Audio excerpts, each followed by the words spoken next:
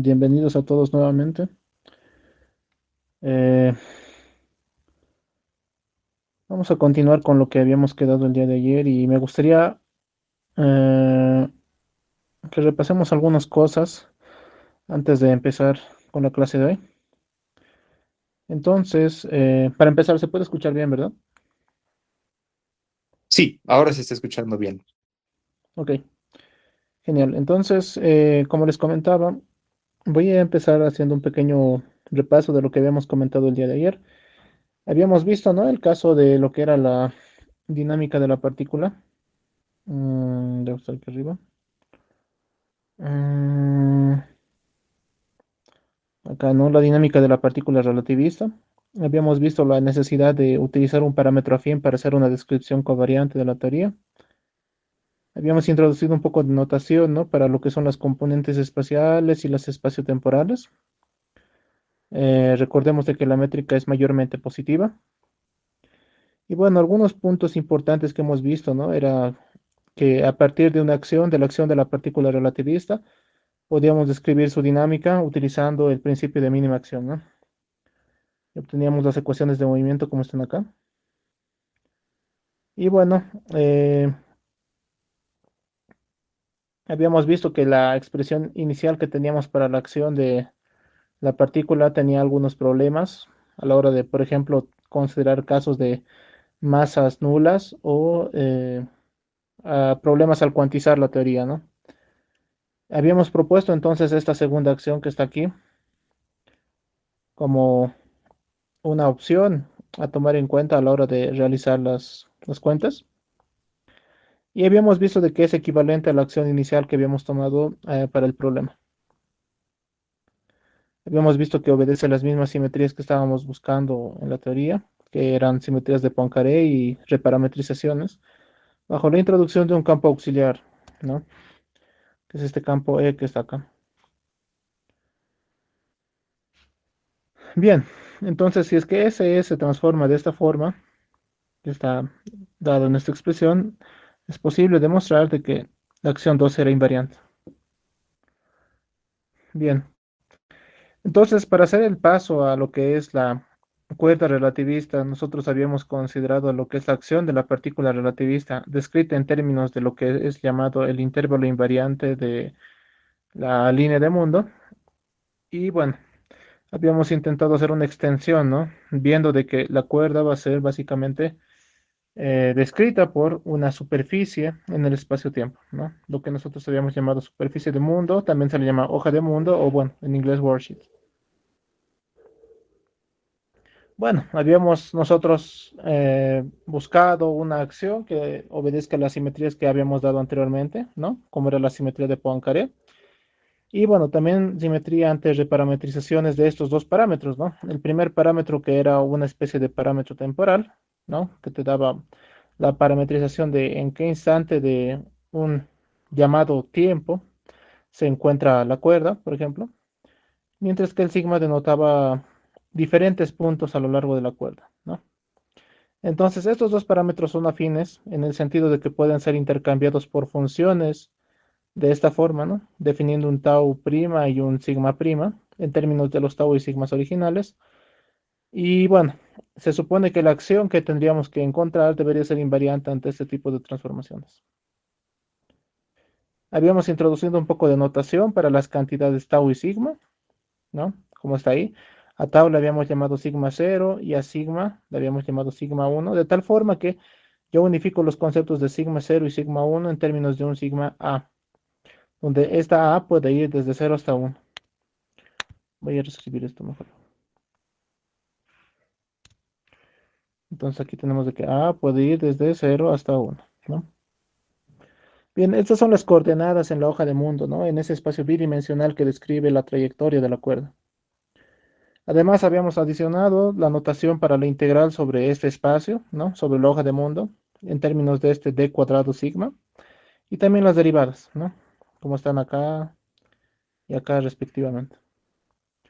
Entonces, habíamos propuesto buscar algunas acciones que satisfagan las condiciones que habíamos impuesto inicialmente.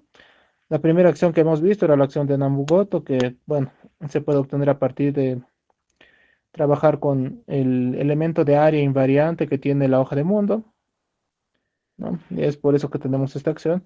Y bueno, además de eso, obedece los anteriores requerimientos que habíamos indicado. Bien, pero al igual que en el caso de la partícula libre, esta acción, la acción de Nambu-Goto, tenía el problema de la raíz cuadrada en su definición, ¿no? Este exponente de un medio. Entonces, al igual que hemos hecho en el caso de la partícula libre, es posible encontrar una acción equivalente, que es la acción de Polyakov, dada por esta expresión. Quizás valga la pena enumerarla, creo que ya es la ecuación 2 que estamos enumerando acá. Que bueno, está descrita en términos de los campos X, que son las coordenadas que tenemos de la cuerda en el espacio-tiempo. Y además está descrita en términos de las coordenadas en la hoja de mundo, ¿no? El sigma A y el sigma, perdón, el sigma 0 y el sigma 1, ¿no? Que sería igual al tau y al sigma que teníamos inicialmente.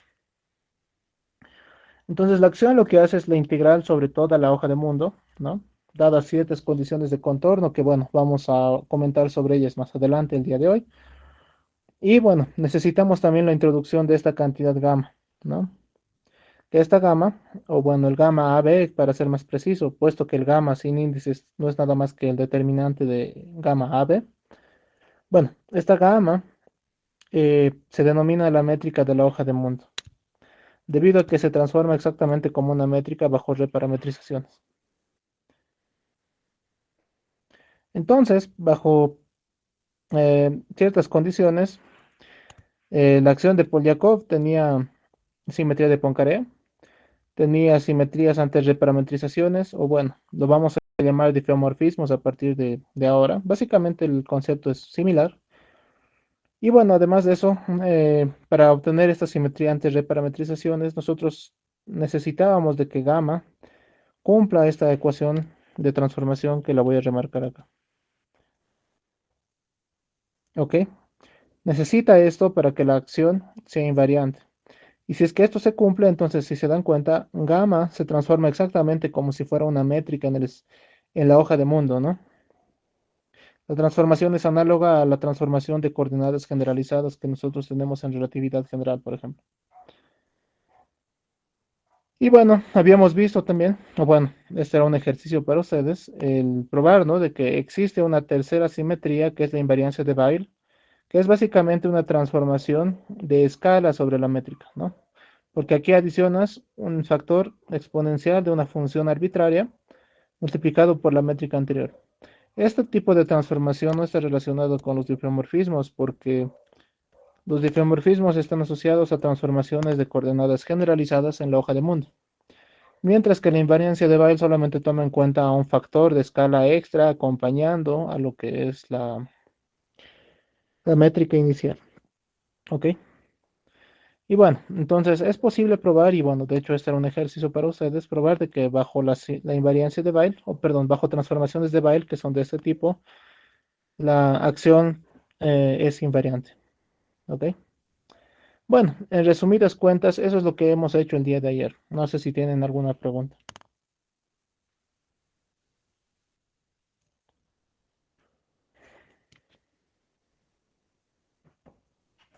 Am, ¿Todo claro hasta ahí? yo solo tal vez una cosa, una pregunta, pero más, bueno, creo que de un cálculo, que no sé si se puede hacer también así.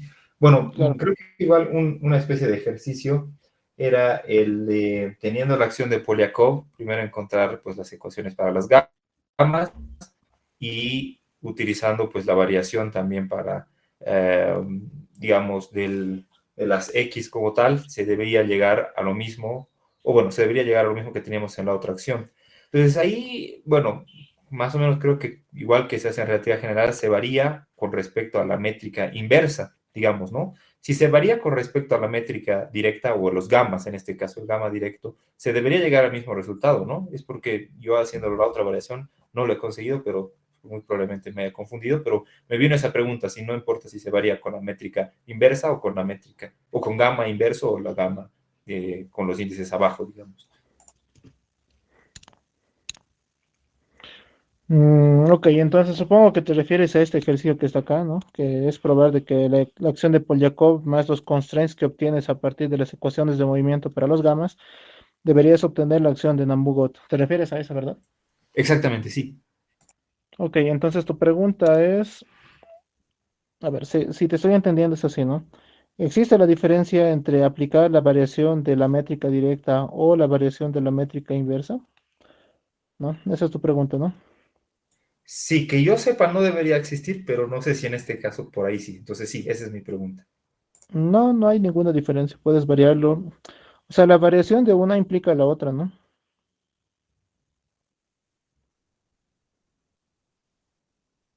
Bien, está bien, gracias. Entonces, eso. Aunque hay que tener cuidado con esto de aquí, quizás con la definición del gamma sin índices, que es el determinante de la métrica directa. En cambio, si tuvieras la métrica inversa, probablemente la variación de este gamma sin índice te va a salir con un signo menos adicional. Pero bueno, son detalles. Por construcción, este gamma está construido a partir de la métrica directa. De acuerdo, gracias. Ok, ¿existe alguna otra pregunta?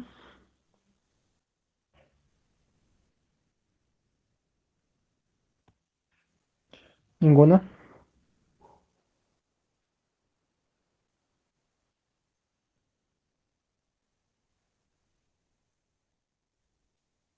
No, creo que ninguna por el momento.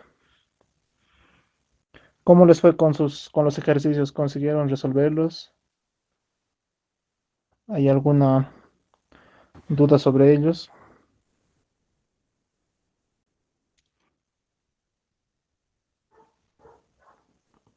¿No hay preguntas?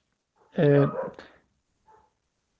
no sé si las preguntas son porque no resolvieron los ejercicios aún o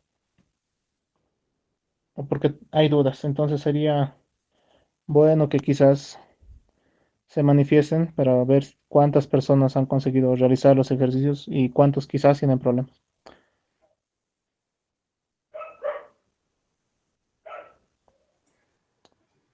Bueno, para romper el hielo y que los demás también se animen, a mí justamente ese que comentaba es el que me ha salido una ecuación que no debería salir, me parece, para los gamas, ¿no? Ok. ¿Qué es lo que obtuviste? Bueno, después de hacer la variación, me salió algo así como gamma, a ver, ahorita te digo, gamma menos gamma, bueno, en realidad son dos gamas inversos me salió, como menos gamma BC menos gamma D, más un medio gamma CD y gamma B igual a cero. Entonces me salió como un constraint, pero donde no involucraba las derivadas. Entonces, como digo, he revisado y no encuentro todavía el error, pero he hecho con la variación justamente con la métrica con los índices abajo. Entonces, probablemente si lo hago con los índices arriba, pues me va a salir algo más directo. Ok. Creo que la respuesta que me has dado parece estar bien. Y lo único que tienes que hacer es reemplazar, o bueno, intentar despejar las gamma lo más posible y reemplazar en esta expresión. Ok, O pero no aplicar importa que las no haya. propiedades de los determinantes de toda esa expresión que obtuviste. O sea, aplicar determinantes a ambos lados de la ecuación que obtuviste seguramente del constraint y deberías obtener algo. Y no hay inconveniente que no haya una relación con las derivadas de X, digamos, solo es una relación entre las gamas lo que me ha O salido. sea, tú dices de que bajo las variaciones sobre gamma no obtienes ninguna relación para bueno, sobre las derivadas de X. Sí, o sea, al hacer la variación es como que me salen que las puedo factorizar las derivadas de X y que para que eso sea igual a cero solo me sale una relación entre los gamas, sin No, dependencia. entonces sí hay un error en tu procedimiento, Sí, sí, algo voy a revisar. porque la variación va sobre este de aquí y este de aquí, ¿no? Deberías obtener dos términos. Exacto, sí, sí. El tema es que después de hacer las variaciones de ambos, como que se factorizaba todo y los X, las derivadas de X eran idénticas para ambos, algo por el estilo. Ok, quizás hay un problema con los índices entonces. Podrías revisarlo y, bueno, igual estoy atento ante cualquier consulta. Listo, listo, gracias. Ok, entonces sería bueno que los demás también intenten hacer los ejercicios. Considero que es la mejor forma de llevar el curso y así ver justamente cómo va su rendimiento. Bueno, entonces espero que haya algunas preguntas el día de mañana. Bien, vamos a continuar entonces con nuestro avance. Al final de la clase de ayer había hecho mención a que esta acción, la acción de Polyakov, es bastante similar a lo que es una teoría de un campo escalar en un espacio-tiempo curvo. ¿Ok? Entonces vamos a colocar acá sección 1.3.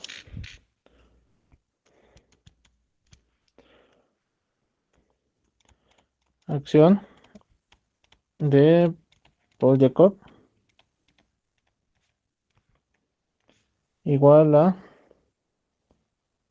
campo escalar en 2D más gravedad. Ok, entonces quizás algunos de ustedes ya han visto justamente cómo se expresa o cómo se escribe un campo escalar en un espacio-tiempo curvo. Voy a escribirlo ahora para un espacio-tiempo de D dimensiones. Si nosotros queremos describir dicho sistema, nosotros deberíamos utilizar la siguiente acción.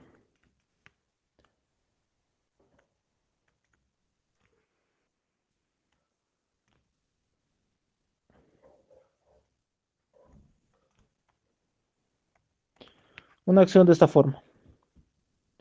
¿Ok? Donde G, sin índices, es el determinante de G a B, de la métrica.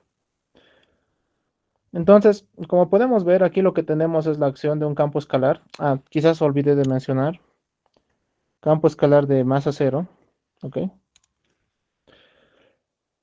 Y bueno, tenemos aquí el acople mínimo con lo que es la métrica. Al nosotros tener el acople con la métrica, nosotros estamos describiendo justamente este campo en un espacio-tiempo curvo. ¿Ok? Estamos nosotros considerando un espacio de D dimensiones. Ahora bien, esta acción que tenemos acá es bastante similar a la acción de Polyakov, para lo cual lo voy a escribir nuevamente.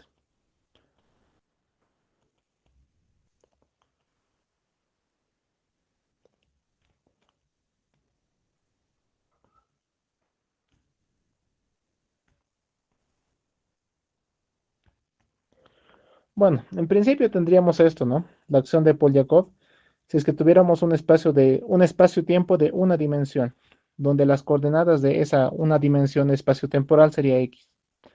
Como nosotros tenemos más de una, entonces tenemos que sumar varias de estas, ¿no? Es por eso que le colocamos ahí el índice griego, que nos va a llevar a tener no solo un campo escalar, sino de campos escalares. Y bueno, entonces, de aquí pueden notar justamente la semejanza entre la acción de un campo escalar en un espacio-tiempo curvo sin masa y la acción de Polyakov, ¿no? Son básicamente iguales. La diferencia es básicamente que la acción de Polyakov es un caso más particular, puesto que nosotros estamos concentrados en un espacio de dos dimensiones, como pueden ver acá. Ups, mejor lo coloco con, ¿no? Tenemos aquí dos dimensiones y bueno, este es el caso de dimensional. Otra diferencia es de que la acción de Polyakov toma en cuenta, vamos a decir, D más un campos, ¿ok? Puesto de que aquí, mu, recordemos que va desde 0 hasta D menos 1.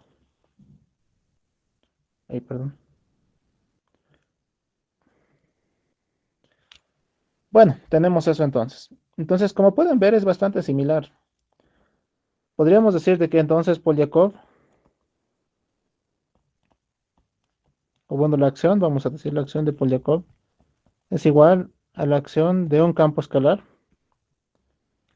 en dos dimensiones.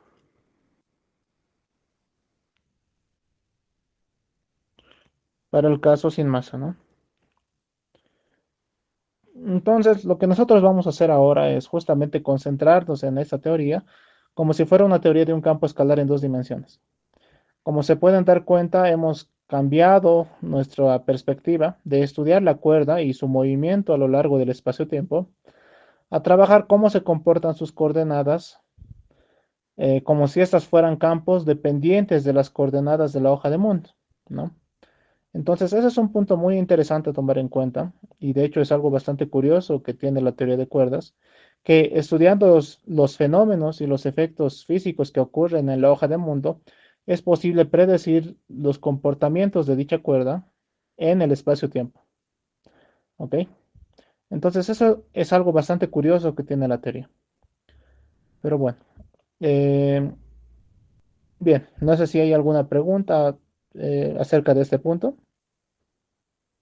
Lo de la última parte, lo que se puede Ujú. predecir a partir de la hoja de mundo, ¿podría eh, mm, desenmarañarlo un poquito más? O sea, Ok, ampliarlo, por favor. claro.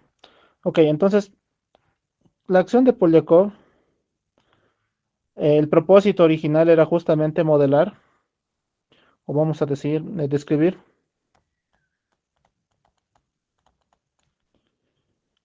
eh, describir la dinámica de la cuerda, ¿no?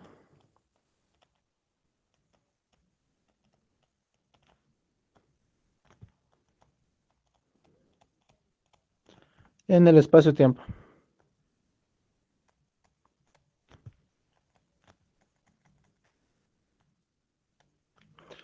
Nuestro objetivo con la acción de Polyakov era esa justamente, ver cómo la cuerda se movía a lo largo del espacio-tiempo, ¿no? En términos de las siguientes coordenadas, ¿no? Tau y sigma, que eran funciones de la coordenada de la posición, ¿no? Eso por un lado.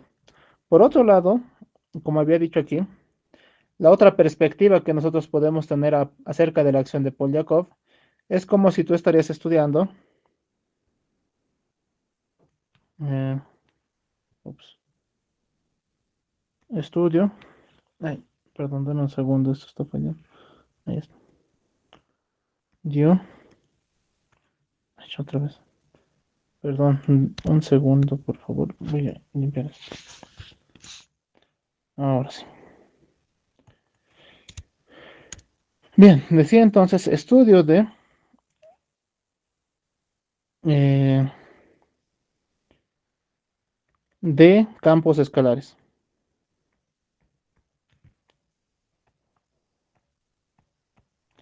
Esos de campos escalares son estos X mu, ¿ya? Que tienen coordenadas sigma y tau. Como pueden ver, este sigma y tau vendrían a ser las coordenadas de esos campos, ¿no?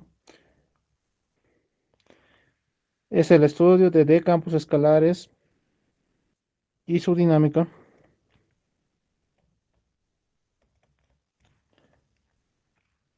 y su dinámica otra vez, en un espacio 2D, que es la hoja de mundo, ¿no?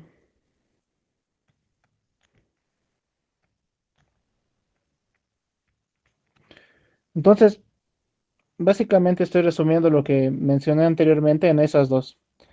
La acción de Polyakov y esta acción de campos escalares son equivalentes, ¿no? Porque ambos describen lo mismo. El propósito de la acción de Polyakov era describir la dinámica de la cuerda en el espacio-tiempo, mientras que si nosotros vemos a la acción de Polyakov como si fuera el estudio de campos escalares, estaríamos estudiando estos campos escalares en un espacio-tiempo de 2D, de dos dimensiones, ¿no? Que es la hoja de mundo. Y lo curioso es de que estas dos descripciones son análogas, ¿no? Porque ambas están describiendo el mismo sistema.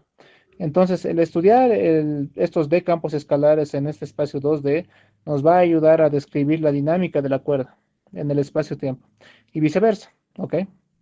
Entonces, es por eso que estas dos cuestiones son equivalentes, pero suele ser más fácil trabajar a la teoría de cuerdas en este otro aspecto, como si fuera una teoría de D campos escalares en un espacio-tiempo 2D.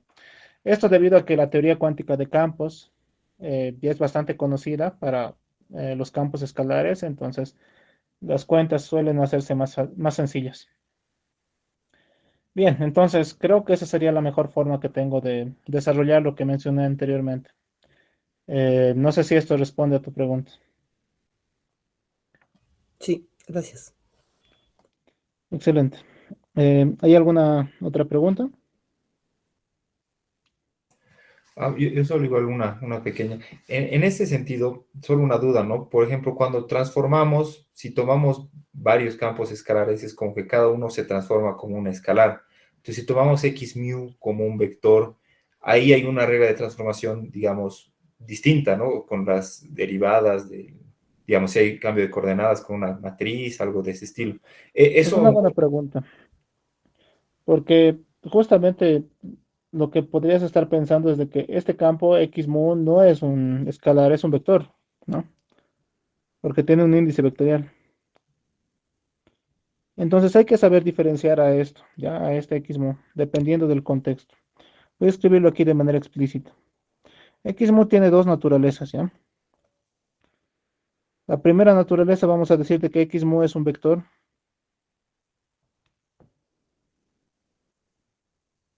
en el espacio-tiempo, ¿ya?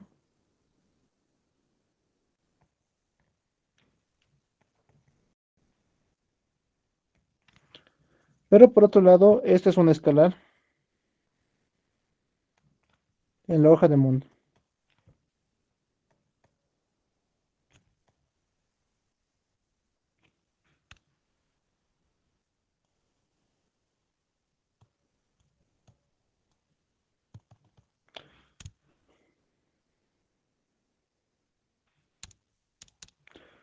Disculpen, la tablet está ahora mismo un poco lenta. Ahí está. Ok, entonces, ¿cómo yo hago la distinción entre estas dos, no? Bueno, nosotros sabemos de que es un vector en el espacio-tiempo porque X se transforma como justamente un vector bajo transformaciones de Lorentz, por ejemplo. Simplemente multiplicando con una matriz de transformación lambda, obtenemos la expresión de X, ¿no? Ahora, por otro lado, ¿por qué es un escalar en la hoja de mundo? Porque cuando nosotros hacemos transformaciones de reparametrizaciones o difeomorfismos en la hoja de mundo, esto no va a alterar al X, ¿no? Entonces X permanece inalterado, no tienes que multiplicarlo por un campo, o perdón, por una matriz extra, como lo hemos hecho en el caso del espacio-tiempo. Y debido a esas propiedades es de que X mu es un escalar en la hoja de mundo, mientras que es un vector en el espacio-tiempo. Entonces hay que saber diferenciar estas dos. No sé si es que eso responde a tu pregunta. sí, creo que sí, claro. Entonces, en el otro sentido, digamos, de la hoja de mundo, sí lo podemos considerar como varias componentes escalares, ¿verdad? Eso mismo, ¿no? Sería como una familia de campos escalares. Con una simetría interna, podrías decir, ¿no? Porque como tienes esa transformación de Lorentz que hace permanecer invariante a la teoría, tú podrías decir de que ese índice mu es un índice de simetría interno asociado justamente a las transformaciones de Lorentz que existen entre los diferentes campos escalares. Ok, gracias. Bien, ¿tenemos alguna otra pregunta? Sí, perdón, a mí no me ha quedado muy claro por qué es una familia de escalares en la hoja de mundo. Ok, entonces,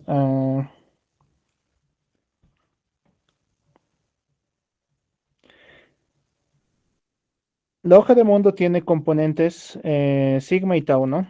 O bueno, como lo habían denotado ayer, o perdón, aquí estamos. Como lo había denotado ayer,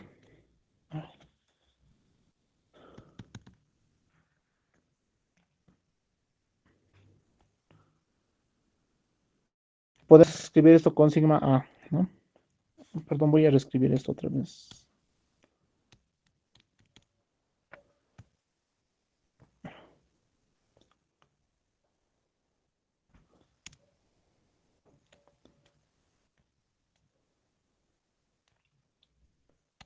Está un poco lenta mi tablet, entonces es por eso que me está costando escribir un poco. Denme un segundo.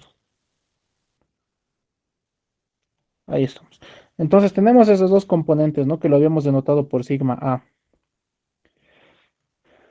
Entonces, este sigma A tú podrías considerar lo que es como una posición en la hoja de mundo, ¿no? Si nosotros describimos el sigma y el tau de la hoja de mundo, estamos denotando justamente un punto particular de la hoja de mundo. Ok, entonces es posible hacer transformaciones de estos sigmas A y hacer transformaciones sobre, de la siguiente forma, ¿no? Tener un sigma A y llevarlo a otro sigma A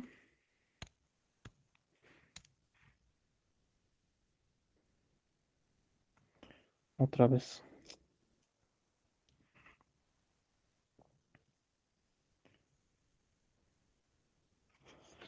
Qué extraño. Si no, reiniciado la tablet y te esperamos, no hay problema. Porque creo que te está frustrando un poco. Creo que está un poco lento. A ver. Ahí. Ya, creo que ya.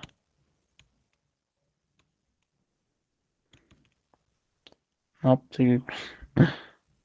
No, disculpen los. Ahí estamos. Ya, ahora sí.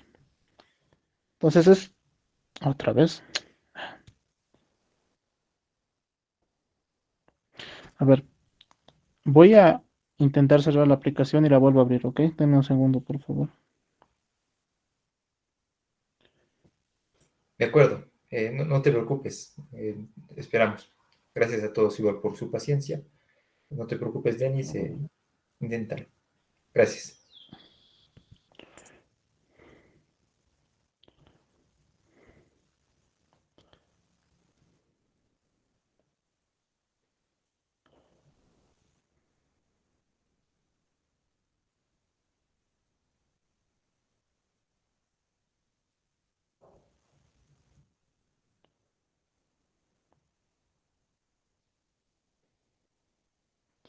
A ver, voy a volver a compartir. ¿Se puede ver?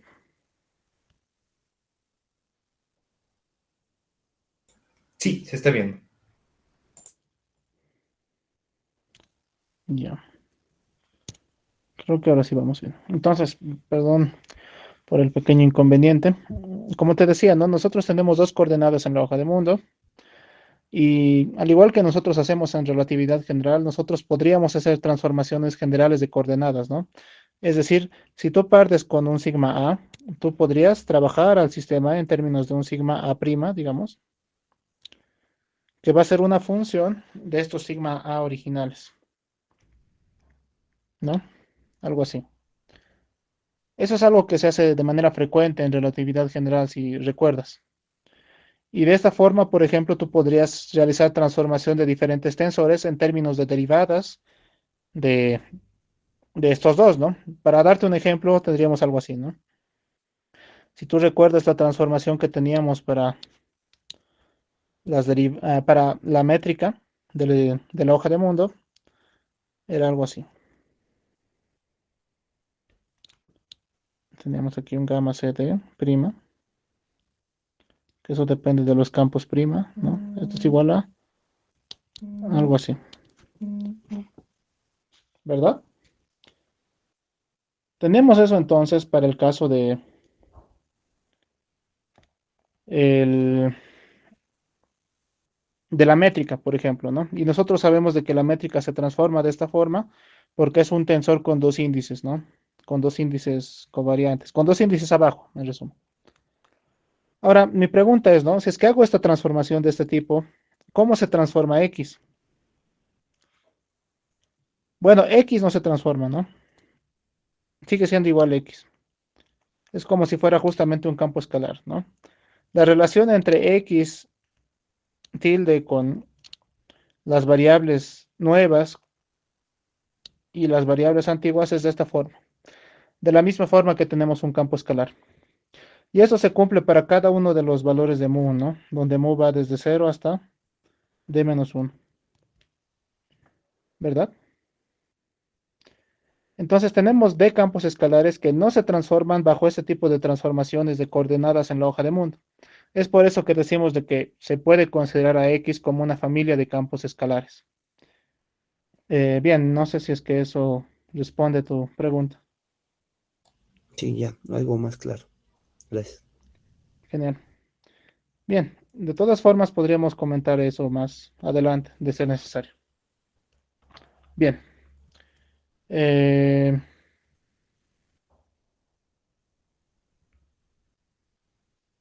¿Hay alguna otra pregunta?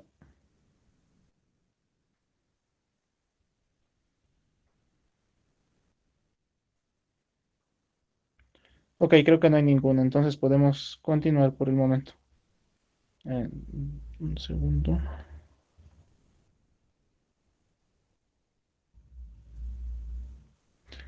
Ok. Vamos a continuar entonces con lo siguiente. Entonces, como les he comentado, ¿no? Tenemos acá, ¿dónde estamos? Aquí. La acción de Polyakov se parece mucho a la acción de una familia de campos escalares en dos dimensiones, donde tenemos una cierta métrica que nos indica que tenemos un espacio-tiempo curvo, ¿verdad?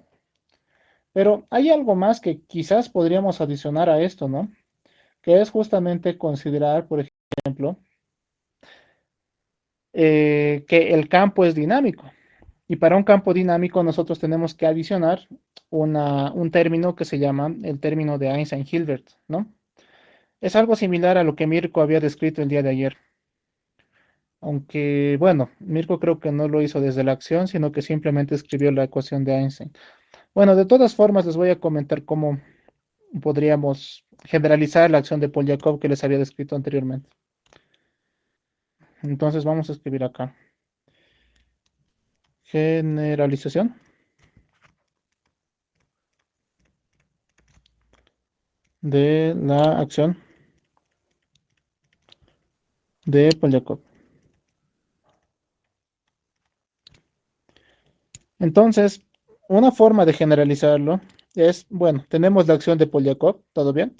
Y adicionar a este término lo siguiente. Vamos aquí a colocar un valor kappa sobre 4pi. Este valor de aquí es irrelevante por el momento, no vamos a hacer mucha discusión sobre esto.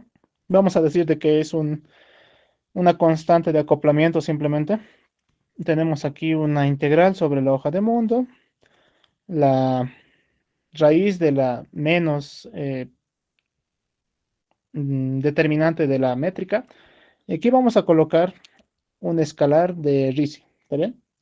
Este escalar de Ricci eh, estaba definido como lo hizo Mirko el día de ayer, ¿no? Que era la contracción de el tensor de Ricci con la métrica inversa. Y bueno, este a su vez estaba relacionado con eh, el tensor de Riemann, ¿no? Que tiene 4 índices. No vamos a hacer muchas referencias sobre esto. Pero lo importante es de que, como pueden ver, estamos adicionando dinámica a la hoja de mundo. Estamos haciendo de que exista, eh, existan derivadas aquí en esta R, porque recordemos de que esta R depende de derivadas de la métrica, ¿no? De derivadas segundas o de productos de derivadas, ¿no? De esa forma.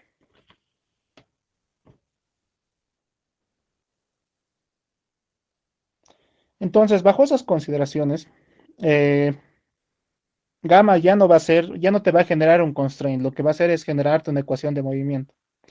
¿Qué ecuación de movimiento te va a generar? Bueno, eso ustedes ya lo saben.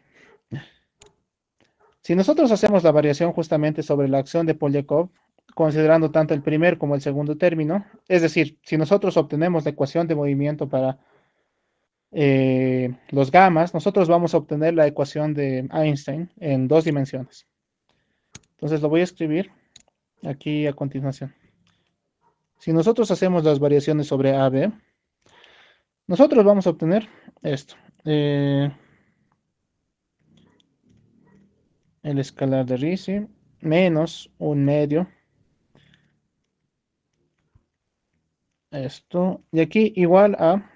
Aquí viene una cierta constante. TAB. ¿Ok?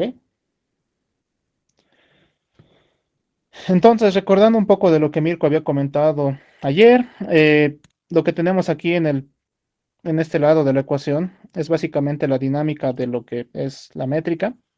Y lo que tenemos en este lado es lo que nos da la materia, ¿no? La materia en este caso, ¿cuál sería?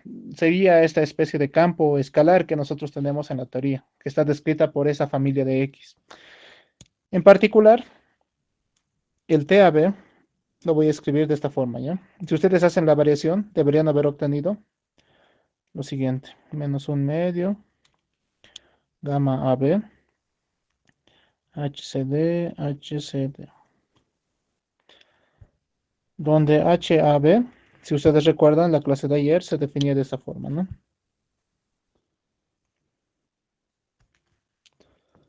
Bien, tenemos eso entonces. Entonces, lo que nosotros hemos obtenido es una ecuación de Einstein, donde la materia es un campo escalar, como pueden ver. Y el tensor de energía-momento de este sistema está descrita por esta expresión. Lo que está acá y lo que está acá. ¿Ok? Bien. Entonces tenemos que esto es bastante interesante. Eh, ¿Alguna pregunta hasta este punto?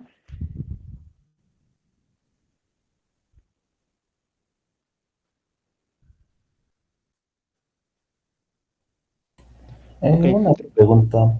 En esa Adelante. escala de Ricci se están contrayendo los índices porque ahí parece que está una C. No sé si solo estoy viendo mal. Acá. En el escalar de Ricci que está debajo de la acción, o sea, donde le está Aquí. definiendo. Ah, ya, ya, ya. Sí, sí, solo le estaba viendo mal. Sí, era una A. Sí, tienes Eh, razón. Es una A. Está contrayendo ahí. Muy bien.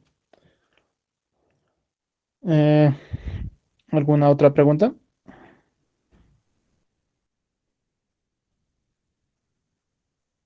Ok.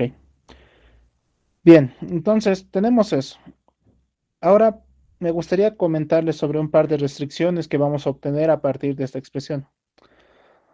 Van a suceder dos cosas curiosas, ¿ya? Y bueno, de hecho con esto vamos a cerrar este capítulo. Primero me gustaría que hagamos el cálculo de lo siguiente. Vamos a concentrarnos en el primer miembro de la ecuación, ¿ok? De la ecuación de Einstein. Nosotros tenemos esto, ¿no? R a b menos un medio R gamma a b, ¿verdad? Y lo que vamos a hacer con esto es multiplicar a ambos miembros de la expresión con la métrica inversa. Como resultado, el producto de los dos primeros te va a dar un escalar de Ricci. Aquí vamos a tener un medio de R, gamma AB, gamma AB.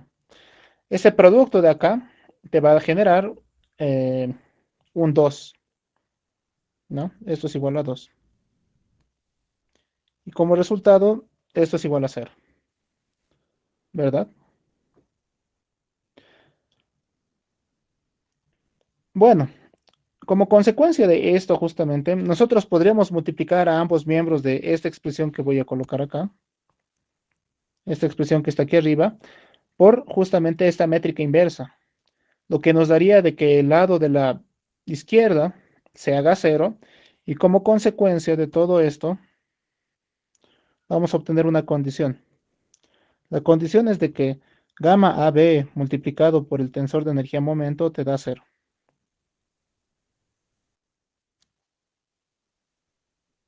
¿Ok? Esta expresión de acá le vamos a llamar restricción de no traza. ¿Ya?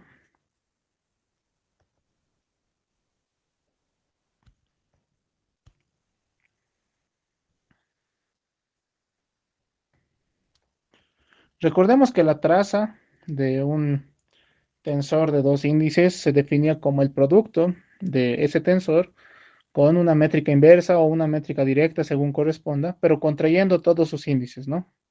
Como está acá. Ok, ¿qué sucede con esta condición de no traza? Comentarles de que esta condición de no traza solamente surge cuando nosotros estudiamos espacio-tiempos de dos dimensiones. ¿Por qué es esto? Porque, bueno, es así que hemos obtenido que este producto en particular, este que está acá, ¿no? Gamma AB multiplicado por gamma AB sea igual a 2. ¿Por qué? Porque este producto lo que te genera es un delta de Kronecker con dos índices contraídos y eso te genera un 2. Pero en general, para un espacio-tiempo generalizado, te va a dar D como resultado, ¿no? D, donde D es el número de dimensiones que tiene tu espacio-tiempo. Si D no fuese 2, este cancelamiento no sería posible. Entonces, esta restricción de no traza del tensor de energía-momento es algo especial en este caso, ¿ok? Es especial para el caso de dos dimensiones. En particular, funciona para el análisis en la hoja de Mund. Bien, no sé si existe alguna pregunta sobre esto.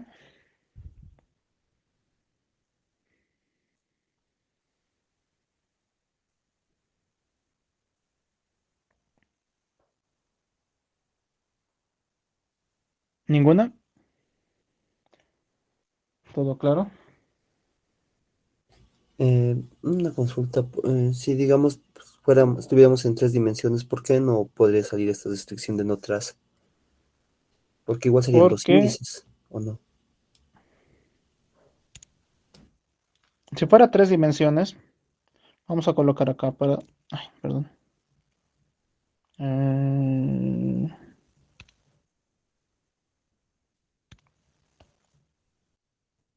ahí estamos.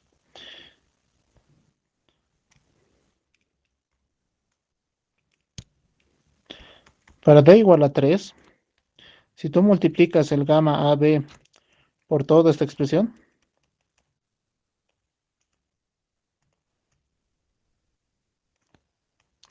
lo que vas a obtener es, bueno, del primer producto vas a obtener un R, del segundo vas a obtener un medio de R, y bueno, del producto de gamma AB con índices arriba con gamma AB con índices abajo vas a obtener 3, ¿verdad? Porque es un espacio-tiempo de 3 dimensiones. Y esto como resultado te va a dar menos un medio, ¿no? Que no es cero. Sí, sí, ya lo entendí, perdón. Eh, Ajá. Me lo planteo mal en mi cabeza, gracias. De nada, todo bien. Bien, ¿alguna otra pregunta?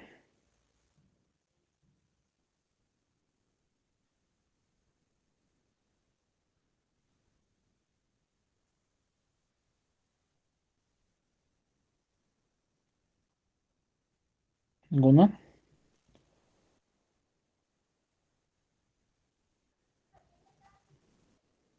Ok, continuemos entonces. Hay algo más que me gustaría comentarles para el caso de igual a 2, que es bastante especial. Me gustaría saber si es que ustedes han escuchado hablar de las identidades de Bianchi.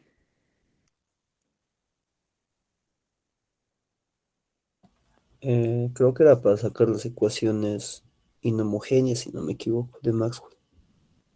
En efecto, ¿no? Justamente en las ecuaciones de Maxwell puedes utilizar identidades de Bianchi para obtener las ecuaciones inhomogéneas de Maxwell. Ok. En el caso de relatividad general sucede algo similar. Voy a mencionarlo de manera breve. Sucede que, por ejemplo, en el caso del electromagnetismo, nosotros tenemos, ¿no?, un tensor FAB que sabemos que es antisimétrico sobre sus índices. Y aprovechando esta antisimetría que tiene este tensor, es posible obtener una identidad, ¿no?, bajo el intercambio cíclico de sus índices. Aquí tendríamos, por ejemplo, CAB, ups, CAB. Aquí tendríamos BCA, ¿no? Esta es una identidad que no depende de las ecuaciones de campo, no es algo que tú obtienes de principio de mínima acción, sino que es una propiedad que tú obtienes a partir de la antisimetría que tiene F bajo sus dos índices. Es debido a eso que esta expresión de aquí funciona.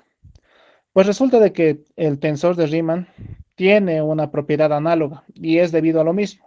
Tiene ciertas simetrías y antisimetrías sobre sus índices. ¿Ok?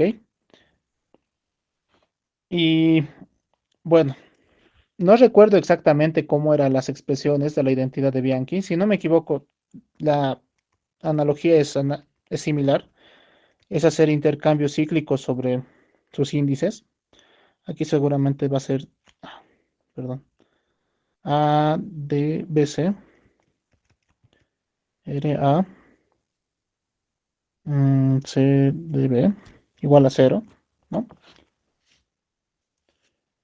Debido a esta propiedad es posible restringir algunos grados de libertad que debería tener el tensor R, porque como tiene cuatro índices y bueno, tenemos de que estos índices pueden tener dos posibles valores cada uno, tenemos un gran número de grados de libertad, pero por identidades como esta nosotros podemos reducir esos grados de libertad a un número más pequeño.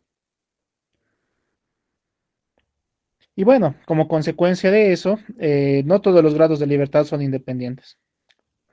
En particular, para el caso de d igual a 2, les comento de que solamente hay una sola componente independiente para el tensor de Riemann. ¿Ok? Entonces voy a colocar acá eso. Para d igual a 2, el tensor de Riemann ABCD tiene solo un grado de libertad.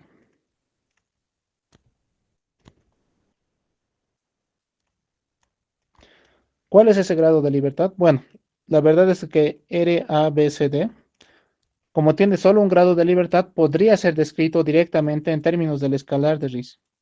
Y sí, se puede encontrar, es posible probar una... eh, ay, otra vez. Lo siento.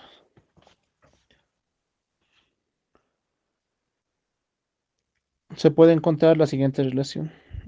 Perdón, es AC gamma dB menos gamma AD gamma CB.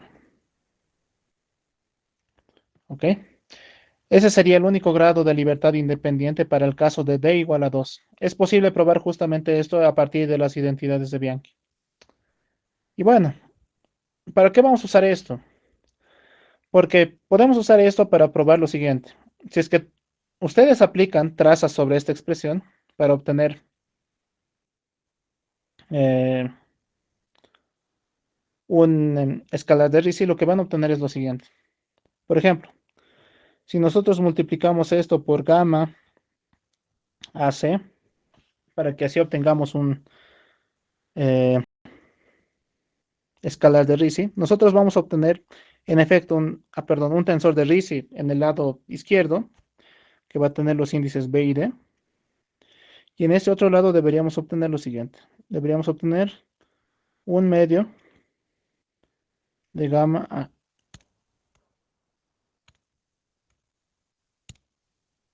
Un medio de gamma BD por R. ¿Ok? Es posible mostrar eso. Lo dejo como ejercicio. No es tan difícil.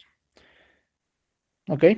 Y bueno, como consecuencia de esto, ¿qué es lo que obtenemos? Tenemos de que RBD menos un medio de gamma BD por R es igual a 0. Pero esto era igual, si se acuerdan ustedes, a una cierta constante multiplicado por el tensor de energía-momento, de nuestro caso bidimensional, ¿no? Cuando nosotros hemos analizado la ecuación de movimiento que obtenemos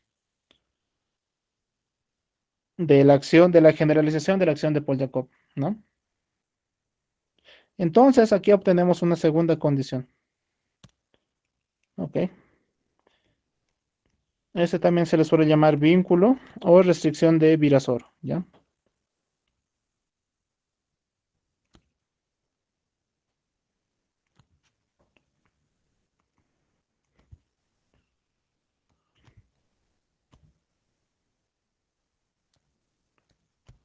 Bien. Entonces déjenme recapitular un poco de lo que hemos hecho. Hemos obtenido dos condiciones, ¿ya? La condición de no traza y la restricción de Virasoro. La restricción de no traza se ha obtenido de manera sencilla a partir de lo que teníamos en el segundo miembro de la ecuación, ¿no? Eso de aquí, ¿no? Lo que teníamos en el primer miembro de la ecuación de campo que habíamos obtenido anteriormente. Y habíamos notado que si multiplicamos por una métrica inversa, bueno, básicamente el primer miembro desaparece, ¿no? Y obtenemos una restricción de no traza.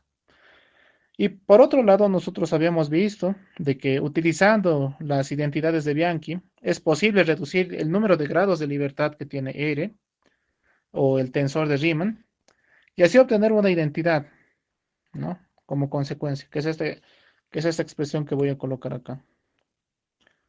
Todo esto. Perdón, hasta aquí. Eso podría considerarse que es una consecuencia de las identidades de Bianchi. Y como consecuencia, tenemos de que se anula o se debería anular el tensor de energía-momento. ¿Ok? Entonces tenemos esas dos condiciones para este, esta teoría de campos bastante curiosa, una teoría de campos en dos dimensiones. Y bueno, estas dos restricciones nos van a ayudar más adelante a prácticamente cuantizar la teoría. Bien, ¿tenemos preguntas?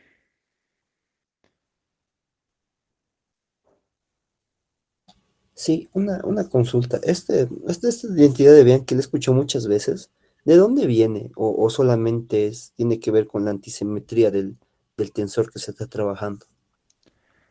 Es una forma de verlo, justamente, debido a las simetrías y antisimetrías que tienes sobre los índices. Puedes obtener dicha identidad de manera sencilla. Hay formas más sofisticadas de verlo, justamente, que es a partir de las formas diferenciales, que es básicamente encontrando formas cerradas y formas exactas. Es una forma interesante de verlo también, pero es un poco más sofisticado. En resumen, sí diría que para nuestros propósitos, sí, básicamente las identidades de Bianchi han sido obtenidas utilizando la simetría y antisimetría de los índices que tienen estos tensores, ¿no? En este caso, el tensor de Riemann.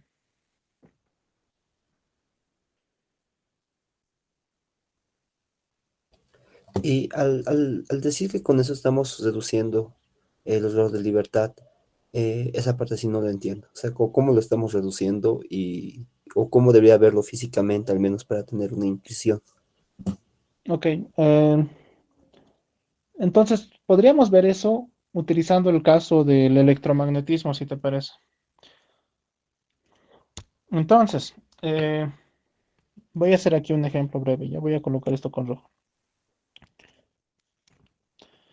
Entonces, para el electromagnetismo, tú tienes, por ejemplo, en un espacio-tiempo de 4 dimensiones, ese tensor Fm1, ¿no? Que es básicamente eso de aquí, ¿no? Derivadas de el cuadripotencial, de esa forma, ¿verdad? Donde vamos a asumir de que mu y nu van de 0 a 3, ¿ya? Entonces, primero, Fm1, si no fuera antisimétrico, tendría 9 grados de libertad, ¿verdad? 9 componentes, si tú quieres, ¿no? Si fuese una matriz. No, perdón, 16, ¿no? Porque los índices tienen 4 posibles valores. Entonces, el primer índice tiene 4, el segundo tiene 4, en total tendríamos 16 componentes, inicialmente. Debido a que es antisimétrico, este número de grados de libertad, vamos a decir, reduce a 4 por 3 sobre 2, ¿no? Sí, si no estoy mal. ¿Verdad? Sería 4 por 3 sobre 2, que sería igual a 6 grados de libertad, por ser un tensor antisimétrico. Bien, entonces tenemos 6 grados de libertad para este Fm1, en principio, utilizando su antisimetría. Además de eso, nosotros podemos reducir aún más los grados de libertad utilizando justamente las identidades de Bianchi. Entonces, para eso déjame mostrarte lo siguiente. Las identidades de Bianchi para el Fm1 sería algo así, ¿no? Sí, ahora viene este. Igual a 0, ¿verdad? Ahora, ¿por qué esto reduce los grados de libertad? Como aquí tenemos 6 grados de libertad, vamos a asumir que estos grados de libertad son los siguientes. Es el 0,1, es el 0,2, 0,3, el 1,2, 1,3, 2,3. Eso sería, ¿no? Sí, esos son los 6 grados de libertad que tendríamos inicialmente. Pero si te das cuenta, esta identidad de Bianchi te permite relacionar uno de esos grados de libertad con los otros. Por ejemplo, colocando valores en particular para esto, podría ser, digamos, suponte que queremos el 0,1. Entonces voy a reemplazar aquí 0,1. Entonces voy a llevar los otros dos términos al segundo miembro. Tendríamos 1f mu 0 menos f, que sería 0, ¿verdad? F1 mu, ¿no? Entonces mira cómo el 0,1 está relacionado con otras componentes, deja de ser independiente. Entonces el número de grados de libertad reduce porque, como estás notando aquí, F01 va a depender de las otras componentes, ¿no? Entonces los grados de libertad reducen de esa forma utilizando las identidades de Bianchi. Y lo mismo se podría realizar para el caso de el tensor de Riemann. Eh, Ah, ¿Eso aclara entonces, tu pregunta? entonces como si los vinculara, ¿no ve? Y ahí sí ya Eso justamente. reducimos. Ah, ya, Ajá, ya. Gracias. de nada. Eh, ¿Alguna otra pregunta?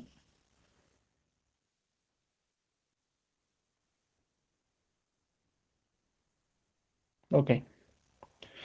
Bien, entonces con eso habríamos terminado el capítulo 1 de lo que es este vistazo a lo que son las líneas y superficies de mundo. Lo que vamos a hacer ahora en el capítulo 2, mientras voy colocando acá justamente el capítulo 2. Ups, ¿qué es esto? Mientras voy colocando los apuntes para el capítulo 2, eh, me gustaría que hagamos lo siguiente. Lo que vamos a hacer a continuación es estudiar ahora la dinámica de la cuerda, ¿ok? Hemos estudiado formas de cómo construir su acción, cómo describir justamente a esta cuerda en términos de una hoja de mundo. Y lo que vamos a hacer ahora es hablar de sus ecuaciones de movimiento, ¿ok? Creo que está bien. Eso sí, eso está bien. ¿Ok? Entonces vamos a hablar sobre eso en este capítulo. A ver. Entonces, capítulo 2, dinámica clásica de la cuerda. Por si acaso, aquí con clásica me refiero a no cuántica, ¿ok? No me refiero a que no sea relativista. Lo que estamos haciendo es analizar todo en el caso relativista, pero sin tomar en cuenta por el momento efectos cuánticos, ¿ok? Entonces, vamos a hablar de clásico en ese sentido.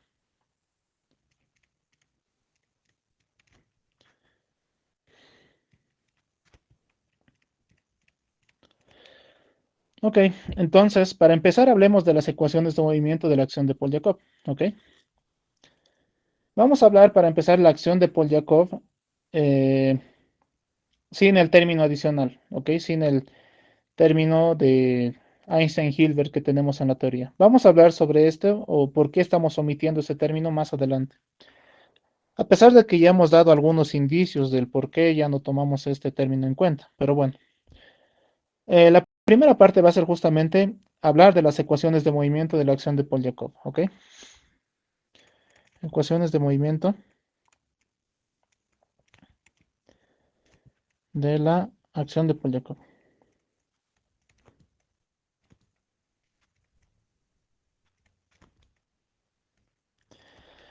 Entonces, escribamos una vez más nuestra acción de Polyakov, que como hemos visto es bastante similar a... Ups,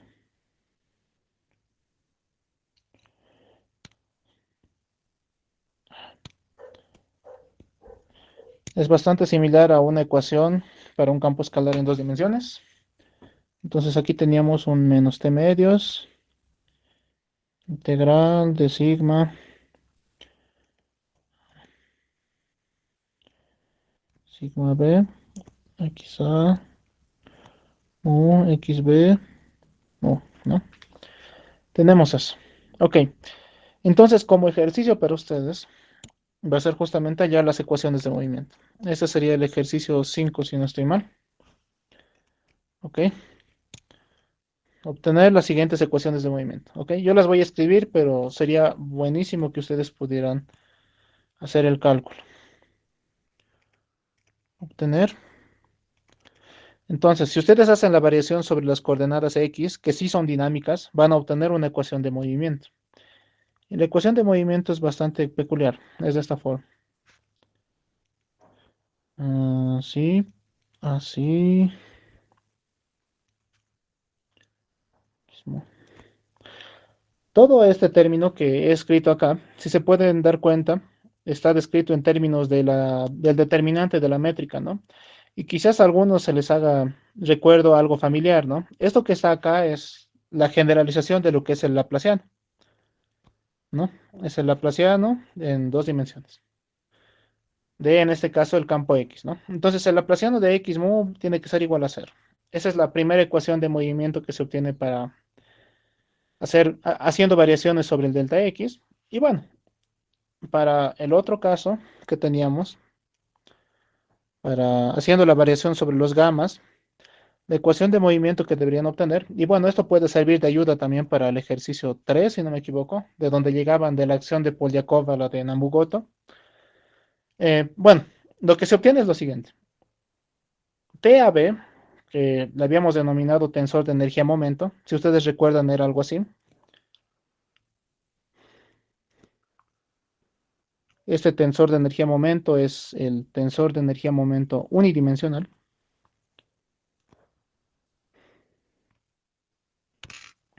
Esto es igual a 0, donde HAB es igual a la derivada de X mu, derivada de X mu. ¿Ok? Entonces, la primera es una ecuación de movimiento para X y la segunda es una ecuación de restricción. ¿Ok? Bien, eso es lo que nosotros tenemos. Y hay una pregunta más que es parte de este ejercicio, ¿ok? Antes de que se olviden. Es yo acá, y vamos a hablar creo sobre eso el día de hoy. ¿Qué pasa con el término de contorno? ¿Ok? ¿Qué sucede con el término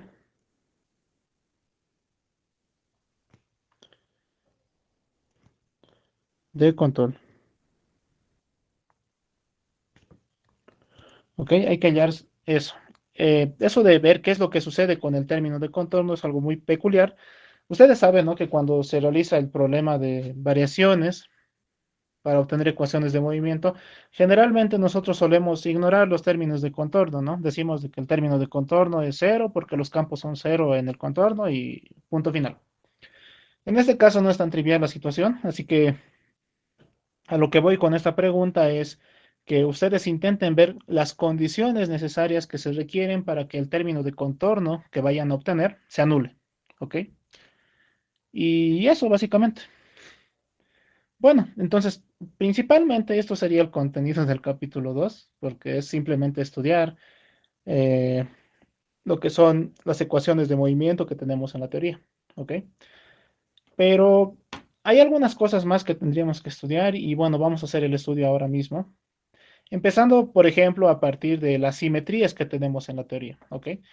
Esas simetrías quizás les hagan recuerdo a algo, ¿no? Que son justamente las transformaciones de calibre, en, por ejemplo, el caso de electromagnetismo. Y vamos a hacer algo similar acá, ¿ok? Vamos a relacionar a este concepto de transformaciones de calibre con lo que es,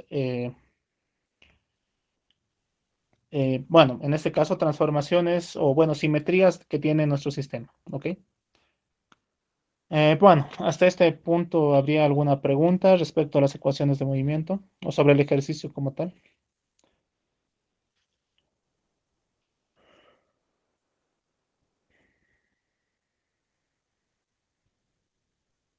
¿Ninguna? Ok. De repente van a surgir más preguntas conforme hagan los ejercicios, entonces, bueno, estoy... Denis, Ah, Alan, sí, adelante. un favor, ¿será que podrías dar un pequeño pantallazo sobre eso de los calibres?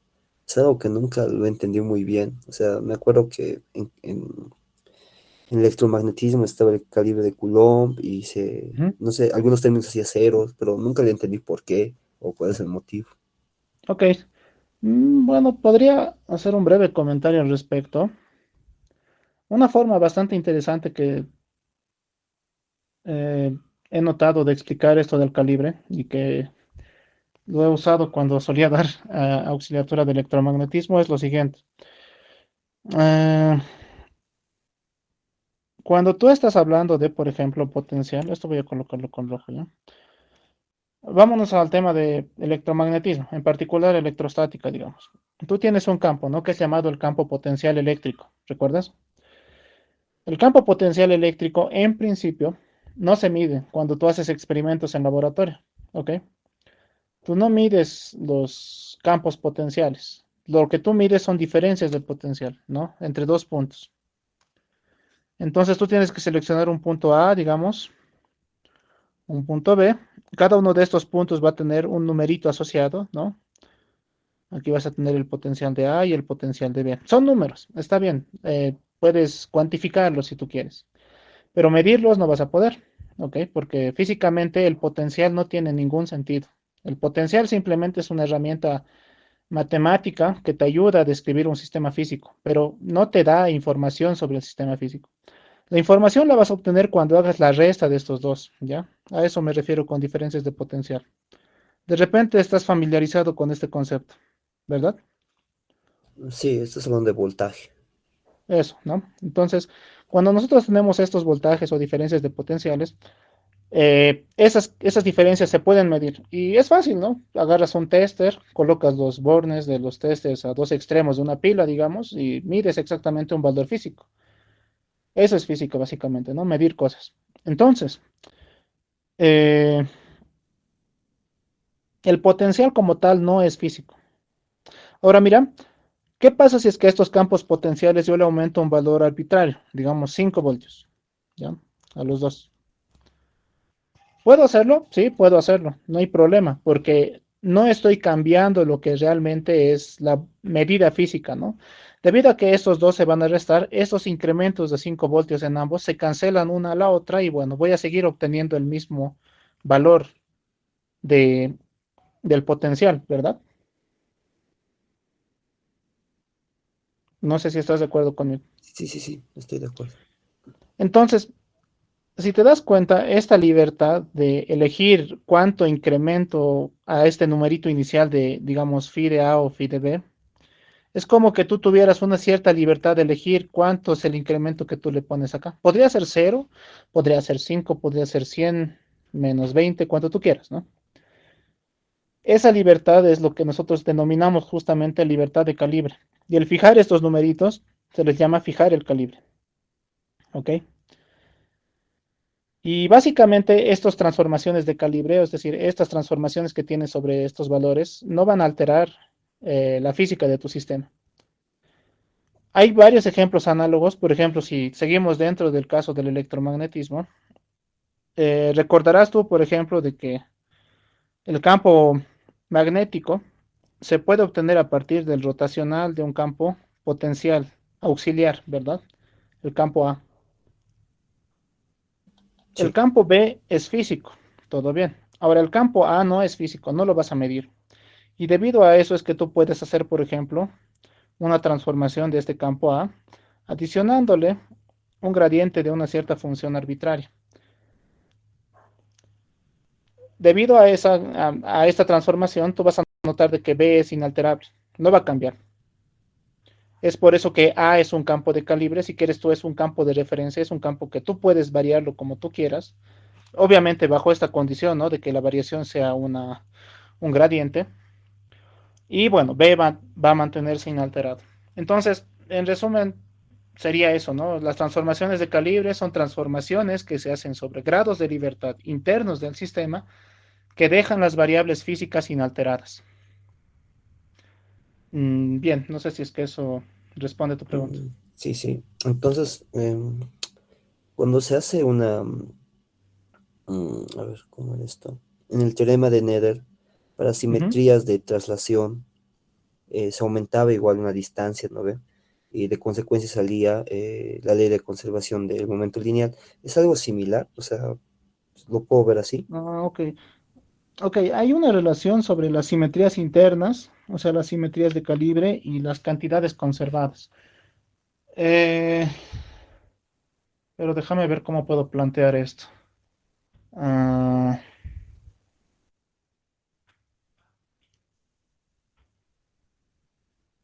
a ver, entonces, tú colocaste el ejemplo, ¿no? De que si yo tuviera un sistema que es invariante ante traslaciones, esas traslaciones vendrían a ser una especie de, o sea, la posición vendría a ser como un campo de calibre, puesto que yo puedo hacer transformaciones sobre ella y las observables físicas no se cambian, ¿verdad?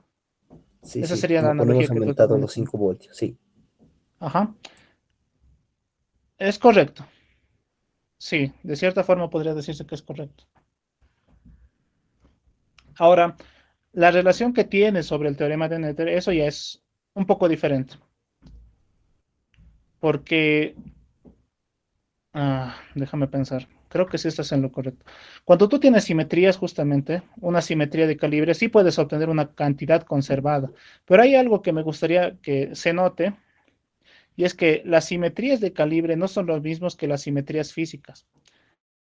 Las simetrías de calibre lo que son básicamente son redundancias en tu sistema. Tienes grados de libertad extra que tienes que quitar de alguna forma, porque estás considerando variables no físicas.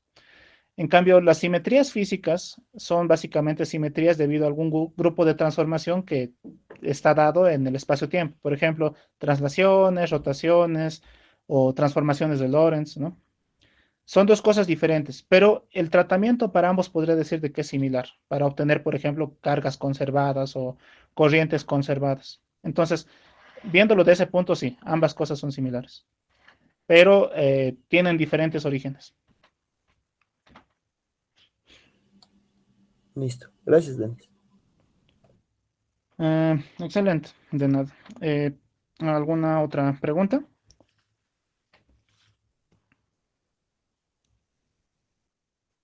Ok, vamos a continuar. Entonces, justamente hablando sobre estas transformaciones de calibre y cosas similares, vamos a comenzar la siguiente sección, que es la sección 2.2, que he denominado fijando el calibre a hoja de mundo plana.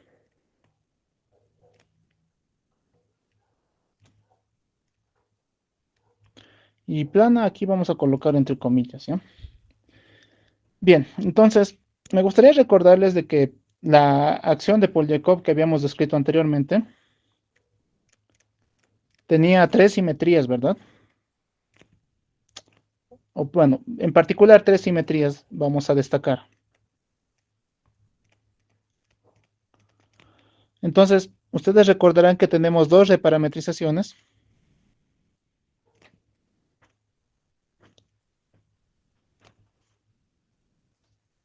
Debido a que tenemos dos coordenadas, ¿no? Sigma A, que se pueden transformar en un sigma A tilde, que va a depender de los sigmas A originales. Y además de eso, recordemos de que habíamos ganado una simetría adicional, que era la simetría de Weyl, la cual era simplemente transformaciones sobre la métrica, ¿no? Esta métrica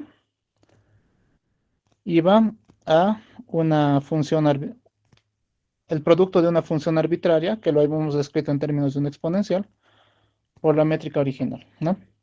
Entonces tenemos esas dos transformaciones en la teoría. Y bajo estas dos transformaciones, nuestro sistema es inalterable. Debido a que estos pueden considerarse grados de libertad internos de la teoría, puesto que los grados de libertad físicos que estamos describiendo en la teoría para nosotros son las coordenadas xmu, y por lo tanto estos gamas serían como grados de libertad internos, podríamos decir de que estas transformaciones de aquí eh,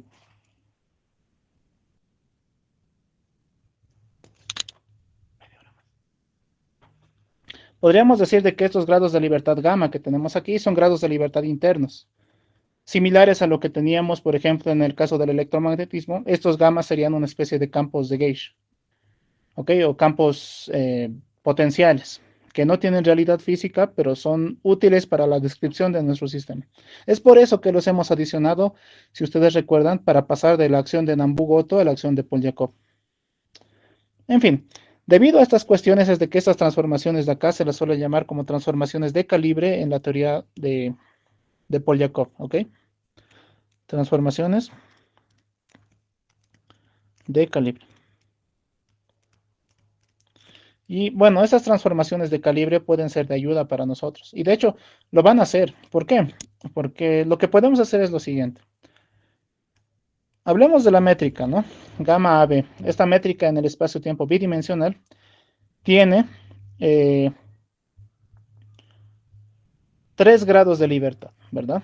¿Por qué? Porque, bueno, en principio este es un tensor de 2 por 2, pero al ser simétrico tenemos solamente 3 grados de libertad. Bien, estos 3 grados de libertad, que por ejemplo pueden ser gamma 0,1, gamma 0,0 y gamma 1,1, ¿no? Esos serían los 3 grados de libertad. Podrían ser fijados utilizando justamente estas 3 transformaciones que tenemos acá, ¿no? ¿Es posible hacer esa fijación? En principio sí se puede hacer, ¿ok? Se suele decir que localmente siempre es posible fijar estas 3 coordenadas. Al hablar de manera global del sistema, existen algunas inconsistencias, pero para el contenido de este curso, estas inconsistencias globales que tiene el sistema no van a ser tratadas. Podríamos discutir sobre ellas eventualmente en la última clase para los tópicos avanzados, pero por el momento considero que no va a ser necesario. Entonces, vamos a indicar nosotros de que justamente estas 3 componentes se pueden fijar, ¿ok?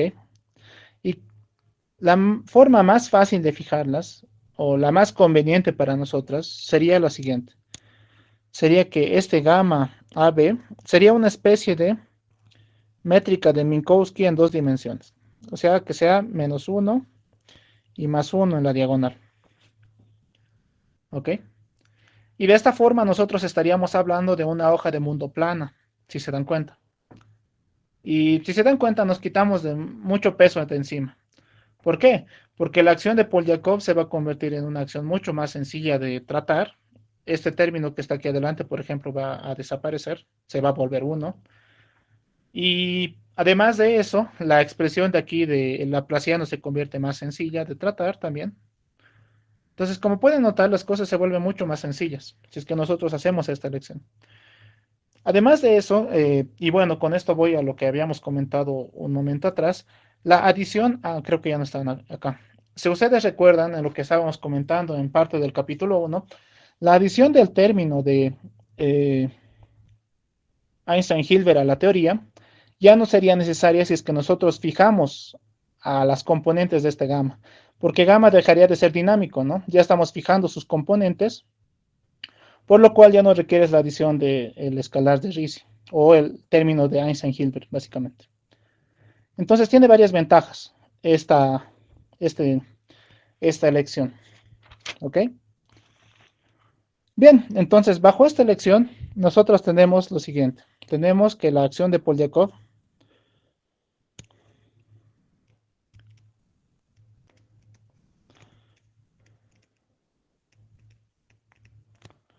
en la hoja de mundo plana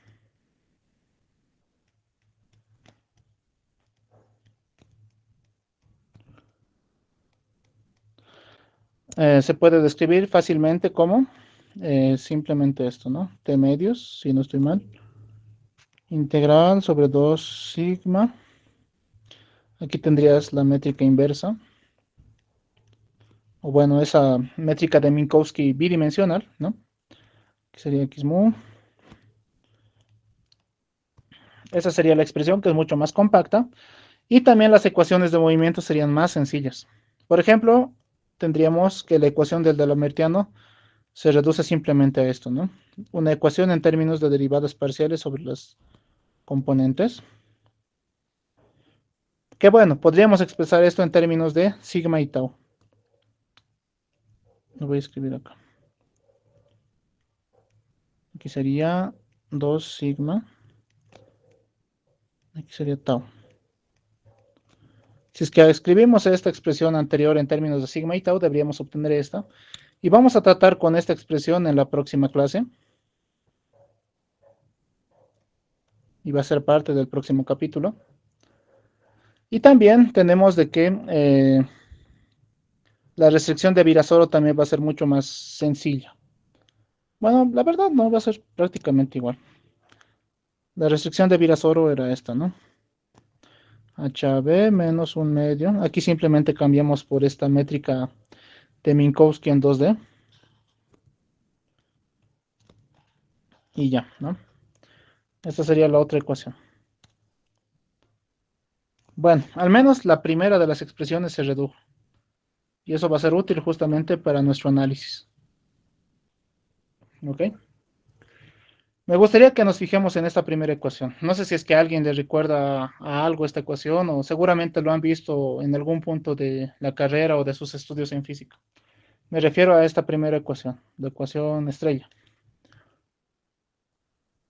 ¿Alguien la recuerda? La ecuación de onda. Es justamente una ecuación de onda. Muy bien. Es una ecuación de onda y eso hace las cosas más fáciles, ¿no? Si se ponen a pensar, porque al tener una ecuación de onda, nosotros ya sabemos métodos para resolver justamente ecuaciones de onda que implican la separación de esta cantidad en términos de modos normales, ¿no? Modos vibracionales.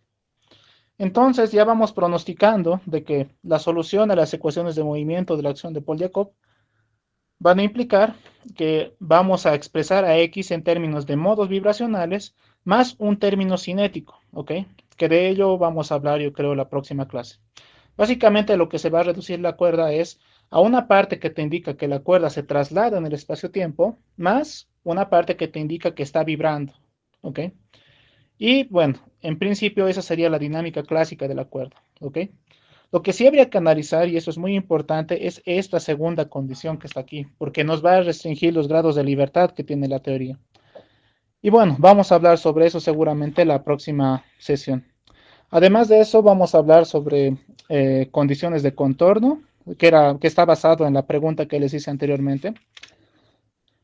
Y vamos a hablar sobre cantidades conservadas en la teoría de Polyakov. ¿Ok? Debido a que tenemos simetrías de Poincaré, por ejemplo, en la teoría, podemos identificar, por ejemplo, al momento lineal y al momento angular como cantidades conservadas y vamos a describir a estas en términos de nuestras variables. ¿Ok? Y bueno, ese sería básicamente el contenido del capítulo 2. Y bueno, yo espero que el capítulo 2 sea concluido la próxima clase y el capítulo 3 lo empezaríamos también el día de mañana. Sí, mañana. Bueno, creo que eso sería todo por el día de hoy y bueno, estoy atento a sus preguntas.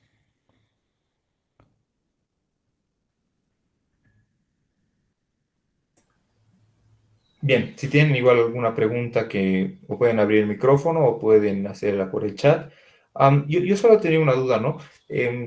Con respecto a estos calibres con los cuales se fijó los gamas a una métrica de Minkowski, Ujú. bueno, teníamos 3 grados de libertad en principio, pero teníamos también 3 invariancias, creo, ¿no? Reparametraciones, etcétera. Entonces, mi pregunta Tres es, transformaciones de Gauge.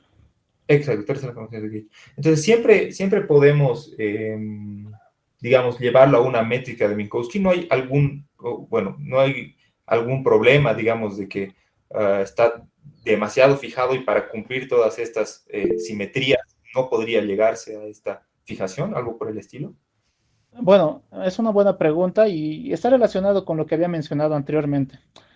Localmente, es decir, si nosotros nos regimos básicamente a el problema desde un punto de vista local, ignorando las condiciones de contorno, sí es posible hacer esto, ¿ok?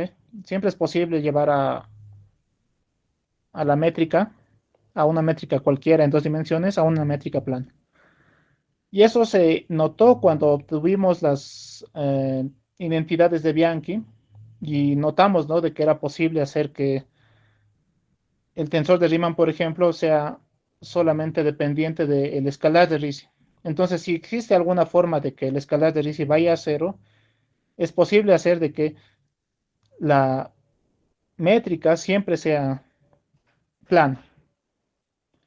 Ahora, hay problemas, eso sí, a la hora de hablar del problema de manera global, y eso es de acuerdo, o bueno, eso se debe a la topología que tiene la hoja de mundo, ¿ok? Pero bueno, en términos sencillos podría decir de que no es lo mismo llevar una esfera a un plano, que sí se puede hacer, que llevar, por ejemplo, una dona a un plano, o un genus 2 a un plano. Si es que nosotros asumimos a las topologías que acabo de mencionar a la hoja de mundo, ¿no?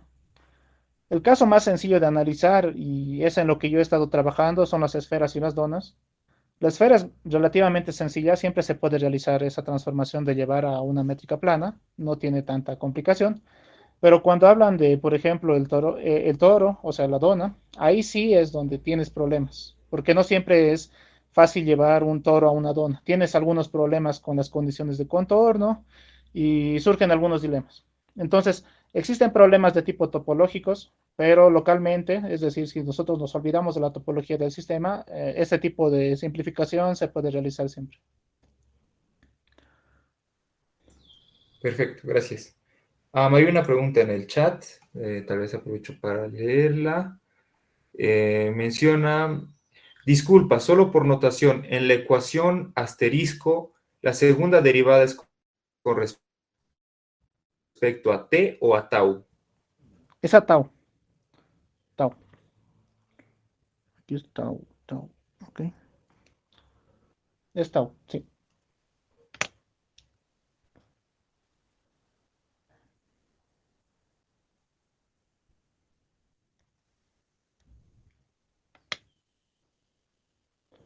Ok. Ok, en la acción, este, ok. Eso de aquí, este. Eso de aquí, este. Es la tensión de la cuerda. Entonces, recordemos T es tensión y tau es parámetro afín.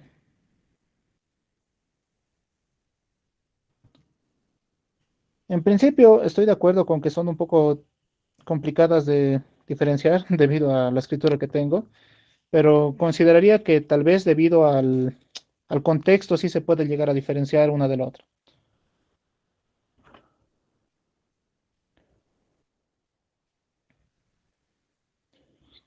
Ok, ¿alguna otra pregunta? Bueno, ahora que justo mencionaste eso, yo igual como que tenía la duda. Esta T de la tensión, ¿no? Digamos, o sea, a mí se me hace un análogo con la masa. ¿Hay alguna forma de determinar, digamos, cuál podría ser la tensión de la cuerda con la que estamos trabajando? Eh, Hay una relación que vamos a ver, creo, la próxima clase sobre la tensión T y una variable llamada ¿cómo se le llamaba? La pendiente de Reggie, que creo que la he mencionado en la charla de los panetones teóricos. Esta pendiente de Reggie era la pendiente que siguen las curvas en un diagrama cuando nosotros modelamos para una partícula, ¿no? El spin versus la masa cuadrática que tiene.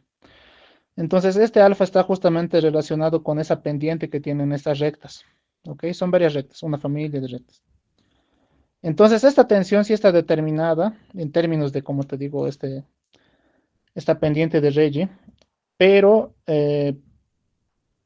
bueno, algo que sí por el momento no podría responder es de que si es que si es que esta tensión de Reggie está prefijada o no, o cómo se la fija. Eventualmente yo creo que se la puede fijar considerando algunos experimentos de scattering, es decir, si haces algunos problemas de dispersión, digamos, de dos cuerdas a dos cuerdas, y analizando su estructura de polos.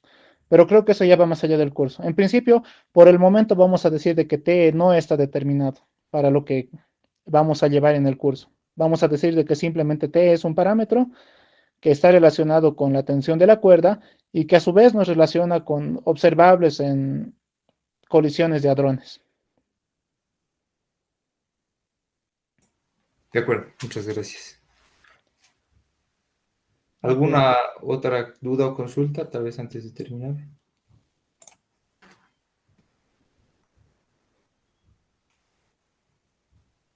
Bien, en ese caso entonces, pues creo que podemos agradecer a nuestro expositor. Muchas gracias, Denis. Excelente, gracias por su atención. Espero que la clase haya sido de su agrado y bueno, los espero el día de mañana. No se olviden de realizar los ejercicios. Hasta luego. Gracias. Bueno, nos vemos hasta el día de mañana.